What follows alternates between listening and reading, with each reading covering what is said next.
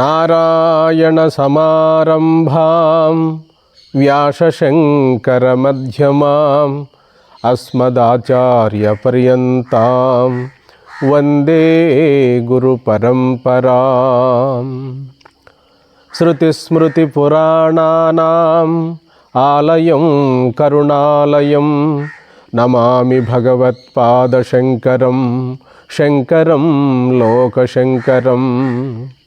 శంకరం శంకరాచార్యం కేశవం బాదరాయణం సూత్రభాష్యకృతౌ వందే భగవంతౌ పునః పునః. దివ్యాత్మస్వరూపులైన ప్రియ ఆత్మబంధువులారా, మనం కొంతకాలంగా ఈ ఆధ్యాత్మిక ప్రవచనములను జరుపుకుంటున్నాము. ఈరోజు ధ్యానం చేసే విధానం సాకార ధ్యానము, నిరాకార ధ్యానము. ఆ ధ్యానం ఎలా చేయాలి, అందులో ఉన్న మెలకువలేమిటి, తర్వాత జాగ్రత్త, స్వప్న, సుషుప్తి మూడవస్థలు, అవస్థాత్రయ ప్రక్రియ అనేటువంటి అంశాలను, రెండు జ్ఞాన విచారణ, ధ్యానం.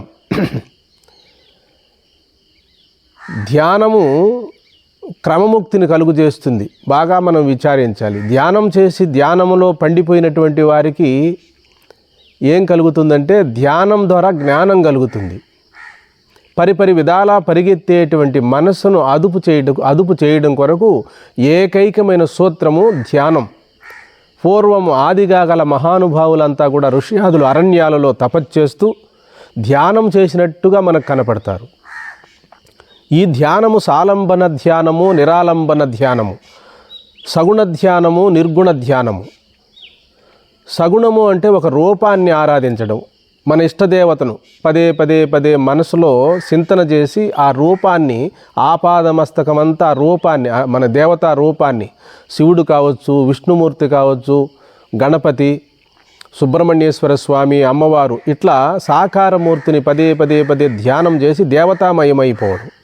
దానికి ఫలితం ఏం చెప్పారు? ధ్యానములో మనకు గాలి లేని చోట దీపం వలె నిశ్చలముగా ప్రకాశిస్తూ అలా ఆ దేవతామూర్తితో మమేకమైనప్పుడు ఆ రూపం కూడా అంతర్ధానమై కేవలము ఉనికి మాత్రమే మిగిలి ఉంటుంది. అది అప్పుడు పరోక్షంగా ఉంటుంది. ఎందుకని?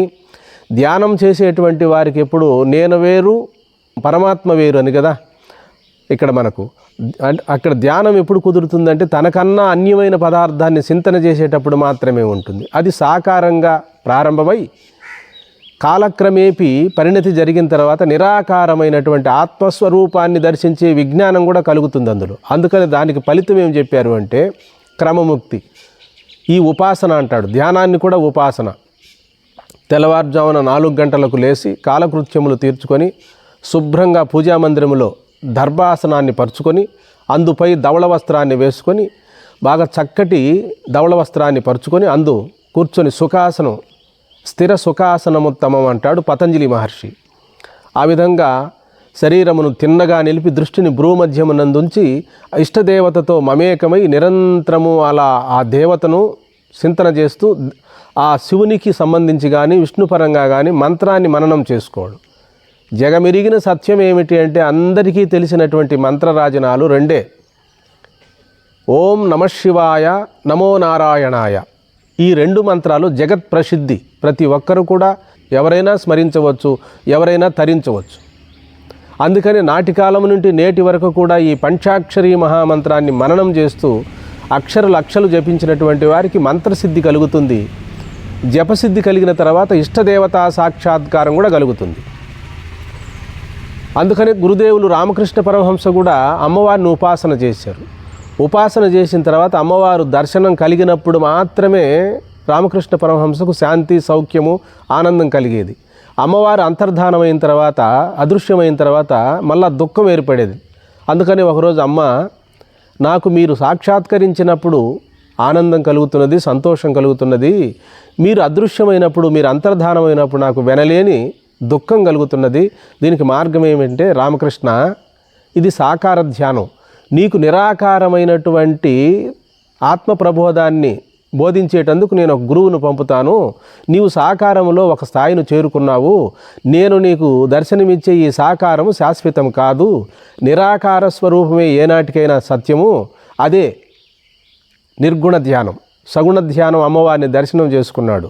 అది నిర్గుణ ధ్యానంలో ఇక గురువు లేకుండా విద్య లేదు కదా. అందుకని తోతాపూర్ణి అమ్మవారు జగజ్జనని ఆమె యొక్క సంకల్పం మేరకే దక్షిణేశ్వరానికి రావడం జరిగింది తోతాపురి. అక్కడి నుండి నిరాకార సాధనలు మొదలుపెట్టాడు. అమ్మ నేను ఈరోజు నిరాకార సాధనలు మొదలు పెడుతున్నానని చెప్పి అక్కడ అమ్మవారికే శరణవేడాడు. కాబట్టి అలా దీపారాధన చేసుకొని ప్రశాంతంగా ఆ ఇష్టదేవతను పదే పదే పదే మననం చేసినప్పుడు ఇక్కడ ఒక సూక్ష్మం జరుగుతుంది. మనస్సు, బుద్ధి, చిత్తము, అహంకారము 4 అంతఃకరణం.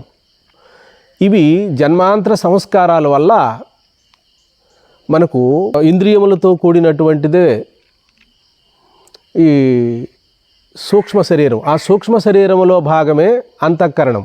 ఈ అంతఃకరణం అనేటువంటి దాంట్లోనే ఆత్మకు ఈ అంతఃకరణం అనేది ఉపాధి. ఈ అంతఃకరణమునకు కూడా సాక్షిగా ఉన్నటువంటి చైతన్యమే పరమాత్మ. అయితే ఈ అంతఃకరణంలో వచ్చే వాసనలు, వృత్తులు ఇవన్నీ ఎందుకు వస్తున్నాయంటే జన్మాంతర సంస్కారాల వల్లనే ఈ అంతఃకరణం ఏర్పడింది. అందుకని ఈ అంతఃకరణకు కూడా సాక్షిగా ఉన్నటువంటి ఆత్మస్వరూపం. ఆత్మ అంటే ఏమి? కేవలము ఉనికి. ఏ ఆలోచన కలిగితే అది అంతఃకరణ వృత్తియే. కదిలింది తరంగం అవుతుంది. నిశ్చలంగా ఉంటే స్వచ్ఛమైన గంగాజలం అవుతుంది. అదే విధముగా కేవలము ఉనికి స్వరూపమైనటువంటి ఆ పరమాత్మ స్వరూపమే అన్ని జీవులలో ప్రకాశిస్తున్న చైతన్యం. ఇక్కడ చైతన్యము అంటే స్వరూపం అన్నారు మన మహనీయులు. స్వరూపము అంటే ఏమి? ఉన్నాననేటువంటి కేవల ఉనికి. సత్తు చిత్తు ఆనంద స్వరూపమే మన స్వస్వరూపం. కాబట్టి సత్తు ఉండడం, చిత్తు ఉన్నట్టు తెలియబడడం, సత్తు ప్రమేయమైతే చిత్తు ప్రమాణం. ఈ సత్తు చిత్తు ఆనంద స్వరూపమే మన స్వరూపము. ఉన్నది అదే. ఆ స్వరూపాన్ని ధ్యానంలో కేవలము జ్ఞప్తి రూపంలో, జ్ఞప్తి అనగా కేవలము ఉనికి, ఏ ఆలోచనలు లేకుండా కేవలము గాలి లేని చోట దీపం వలె నిశ్చలముగా ప్రకాశిస్తూ ఆ ఉన్నాననేటువంటి ఉనికి కూడా ఆగిపోయి కేవలం భావస్ఫూర్తి, ఆ సత్తాస్ఫూర్తిలో ఉండడమే ధ్యానం. అది సగుణ ధ్యానము, నిర్గుణ ధ్యానం. ఒక రూపాన్ని ధ్యానం చేసినప్పుడు ఇది సగుణ ధ్యానం. ఆ రూపము లేకుండా కేవలము ఆ జ్ఞప్తి రూపంలో, ఆ ఎరుక రూపంలో, ఆ ఉన్నాననేటువంటి కేవలము ఆ ఉనికి రూపంలో ఉండడము నిర్గుణ ధ్యానం.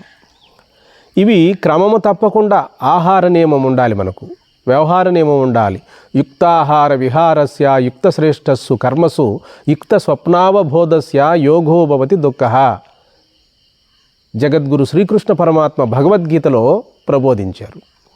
నువ్వు ఏం చేసినప్పటికీ మితంగానే ఉండాలి. ధ్యానం చేసినా, యోగం చేసినా, జపం చేసినా, ప్రార్థనలు చేసినా, ఏం చేసినా అమితానికి వెళ్ళకూడదు, మితంగానే ఉండాలి. మంత్రాన్ని స్మరణ చేసి నామస్మరణ చేసినటువంటి వారికి కూడా మనశ్శుద్ధి కలిగినప్పుడు ఆ మనశ్శుద్ధి కలిగిన మహాత్ములకు, అంతఃకరణ శుద్ధి కలిగిన మహాపురుషులకు, మహాత్ములకు ఆ పుణ్య ప్రభావం వల్ల సద్గురువు ప్రాప్తిస్తాడు. వారికి దివ్యమైన మంచి స్వప్నాలు కూడా వస్తాయి. స్వప్నములో దేవతా దర్శనం కలుగుతుంది, మునీశ్వరుల దర్శనం కలుగుతుంది, గోవుల దర్శనం కలుగుతుంది స్వప్నములో. ఆ విధముగా అంతఃకరణ శుద్ధి కలిగిన పుణ్యాత్ములకు, మహనీయులకు ఆత్మజ్ఞానము సులభంగా అబ్బుతుంది. ఎవరికైతే శ్రవణ మననాదులు గురువు ద్వారా చేస్తున్నప్పటికీ కూడా ఆత్మజ్ఞానం కలగలేదు, దేహాభిమానం ఉన్నది అంటే అది ఇంకా వారికి అంతఃకరణ శుద్ధి కాలేదని. గురుదేవులు మహర్షి సద్గురు మలయాళ స్వాములు వారు ఇలా అన్నారు: ఎవరికైతే సద్గురువు ద్వారా శ్రవణ మననాదులు చేస్తున్నప్పటికీ కూడా ఆత్మజ్ఞానం కానీ, సంశయాలు కానీ, విపరీత జ్ఞానం వాళ్లకు సరిగా విపరీత జ్ఞానము ఇవన్నీ కూడా అనేక విధాలుగా ఉండడం వల్ల ఒకదాన్ని మరొకటిగా ఆలోచించడమే విపరీత జ్ఞానం, మనశ్శాంతి కలగలేదో అట్టి వారికి ఎంత శ్రవణం చేసినప్పటికీ కూడా గురువు ద్వారా వారికి తత్ఫలితం కలగదు.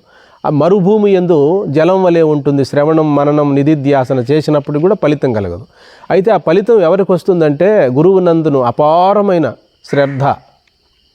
ఇక ఇంతకంటే వేరే లేదు, గురువు చెప్పినటువంటి వాక్యానికంటే వేరు లేదని పరమ ప్రమాణమై ఉన్నదని చెప్పి ఆ వైరాగ్య భావనతో ఎవరైతే శ్రవణం చేస్తారో, మననం చేస్తారో, తదార్థాన్ని చింతన చేస్తారో వారికి, నిధిధ్యాసన చేసినటువంటి వారికి ఆత్మస్వరూప విజ్ఞానం అనే ఫలితం, ఆ ఫలం ప్రాప్తిస్తుంది.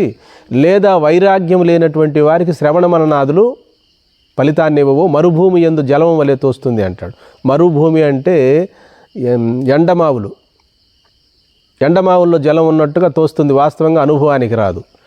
ఆ విధముగా మనము ఈ ధ్యానం చేసేదానికి 4 గంటల సమయం, తెల్లవారి 4 గంటలకు ప్రశాంతమైన వాతావరణంలో కూర్చొని, ప్రశాంతమైనటువంటి ప్రదేశము, చక్కటి నిశ్శబ్దముగా ఉన్నప్పుడు ఇక ధ్యానాన్ని చేసేటువంటి విధానం చెప్పారు పరమాత్మ, శ్రీకృష్ణ పరమాత్మ. శరీరమును కంఠమును తిన్నగా నిలిపి దృష్టిని భ్రూమధ్యమునందు కానీ ముక్కు చివరన కానీ చూడమన్నారు. ఈ ముక్కు చివరను చూసి దానికి అంతరార్థం ఏమిటంటే, భౌతికంగా చూస్తే పదార్థాలు కనపడుతూ ఉంటాయి, నామరూపాలు. అందుకని ముక్కు చివరను చూడడం వల్ల చివరకు పోగా భ్రూమధ్యమునకు దృష్టి మలుతుంది. అప్పుడు ఏ నామరూపాలు కనిపించకుండా మనసు ఏకాగ్రత చెందుతుంది. మనసు ఏకాగ్రత చెందుతుందే కానీ దేని మీద ఏకాగ్రత చెందిందో తెలియదు. ధ్యానంలో ఆత్మ విచారణతో కూడిన ధ్యానం కావాలి. ఇక్కడ ఆత్మ విచారణ అంటే ఏమి? ఏ చైతన్యం ఈ ఉపాధిలో ఉన్నదో, అసలు జగత్ అంటే ఏమి, ఆత్మ అంటేనేమి, పరమాత్మ అంటేనేమి అనేది సద్గురువుల ద్వారా బాగా శ్రవణం చేయాలి. మనం శ్రవణం చేసి వివేకపూర్వకమైన ధ్యానమే మనకు ఎప్పటికైనా మోక్షానికి సాధనం. అయితే ఈ సృష్టిలో అనేకమైన సాధనలు ఉన్నప్పటికీ కూడా మానవుడు తరించాలి అంటే ఏకైకమైన సాధనము ఆత్మవిచారణ, జ్ఞానమే సాధనం. అందుకని శృతుల్లో మనకేం చెప్పబడిందంటే, జ్ఞానాదేవత్ కైవల్యం. వ్రతం చేసినా, ధ్యానం చేసినా, పూజలు చేసినా ఇవన్నీ కూడా మనసును పరిపరి విధాలుగా వెళ్ళేటువంటి మనసును ఒక్క త్రోవకు తీసుకొచ్చి నిలబెడతాయి. అక్కడ ఏకాగ్రత ఏమిటి? ఏకాగ్రత అంటే సూక్ష్మంగా తన స్వరూపాన్ని, శ్రీకృష్ణ పరమాత్మ భగవద్గీతలో 6వ అధ్యాయంలో అధ్యాత్మయోగం అని చెప్పారు. ఇక ధ్యానము అంటే అక్కడ ఏదో మనకు కనపడుతుందని కాదు, కనపడింది అంటే దృశ్యమవుతుంది. అక్కడ కేవలము గమనిస్తూ అన్నిటికీ సాక్షి అయిన తన దృక్కును గుర్తించడం, దృక్కుగా మిగిలిపోవడం.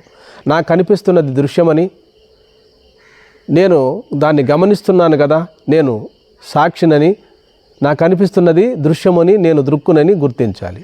నాకు కనిపిస్తున్నది జడమని, నేను చైతన్యమని గుర్తించాలి.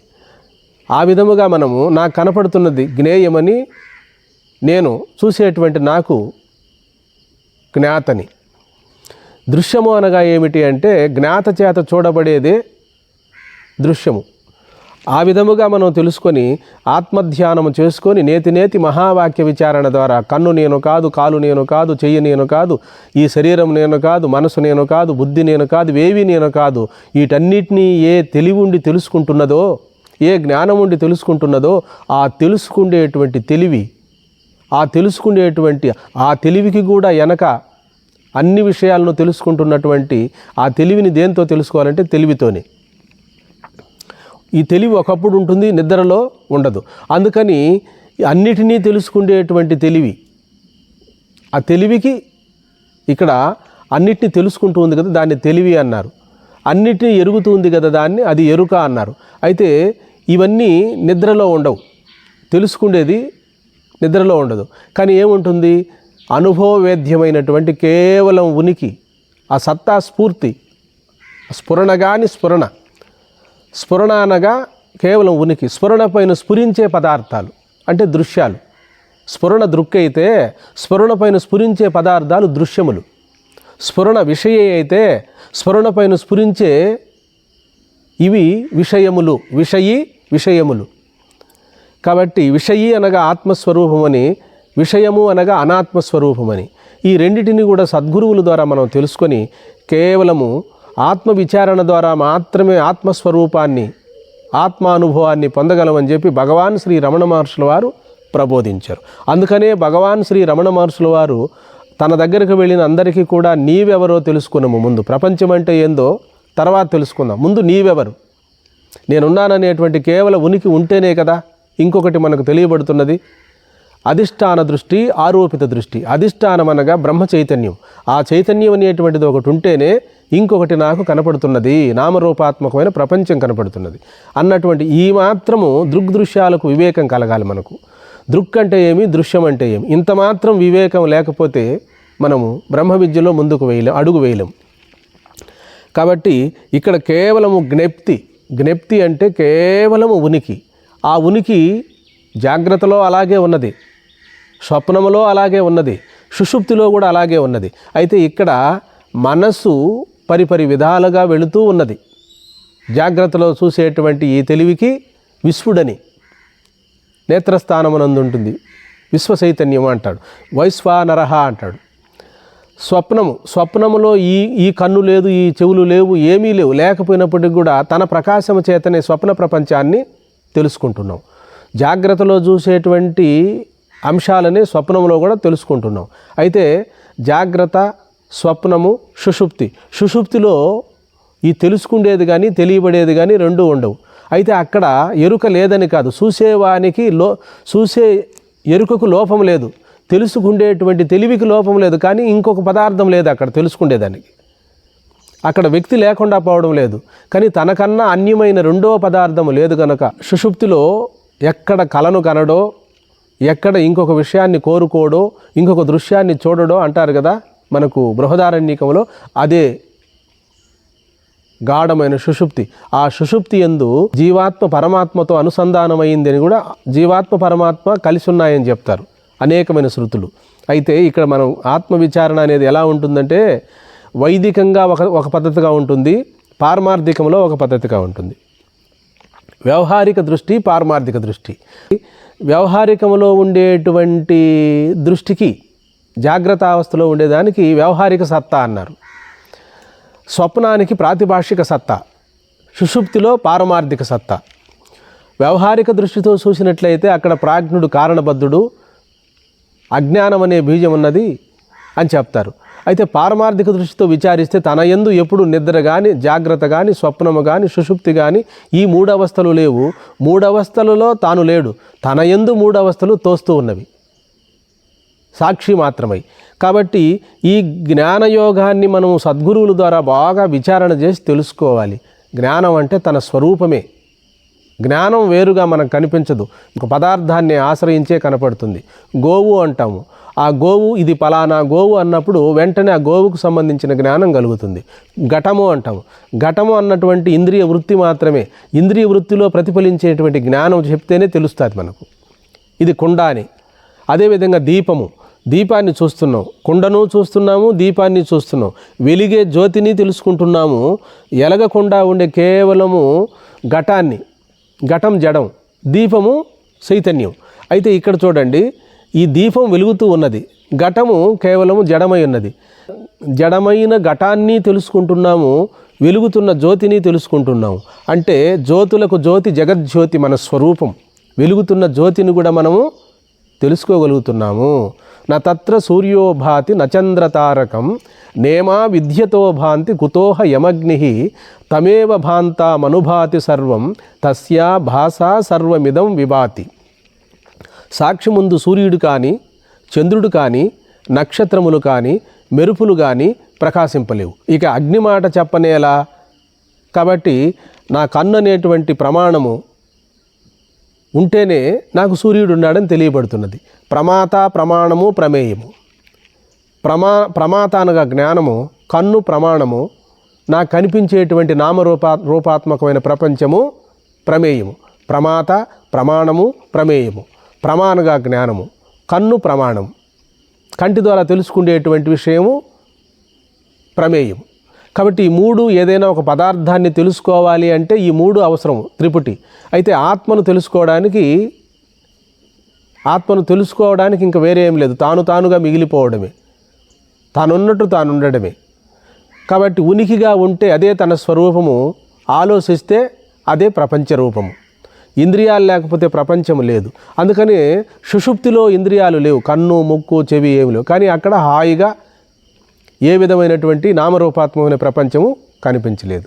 అక్కడ నిద్రలో రెండోది లేదు గనుక, కేవలము సత్తా స్ఫూర్తియే ఉన్నది గనుక, ఆ ఎరుక ఉన్నది గనుక నిద్ర నుండి లేచిన తర్వాత నేను హాయిగా నిద్రించినాను అంటున్నాం. జాగ్రత్తలో ఉండేదానికి సాక్షి, స్వప్నంలో ఉండేదానికి సాక్షి, సుషుప్తిలో ఉన్నటువంటి అజ్ఞానానికి కూడా సాక్షి, అజ్ఞానాన్ని కూడా ప్రకాశింపజేసేటువంటి స్వరూపమే సాక్షి అనుభవం. ఈ సాక్షి అనుభవమే జగద్గురు శంకరాచార్యులు వారి యొక్క అమూల్యమైన సందేశం. సాక్షి అనగా ఏ ఇంద్రియములు సాధనము లేకుండా సరాసరి అన్నిటినీ తెలుసుకునేటువంటి స్వరూపం. అంటే ఆత్మ తెలుసుకుంటుందా అంటే ఆత్మ సర్వాన్ని గ్రహించడము వృత్తి కాదు, అది స్వభావమే కానీ క్రియ కాదు. అలాగే సూర్యుడు ప్రకాశించడము వృత్తి కాదు, స్వభావమే. అలాగే అగ్ని మండడము క్రియ కాదు, స్వభావమే.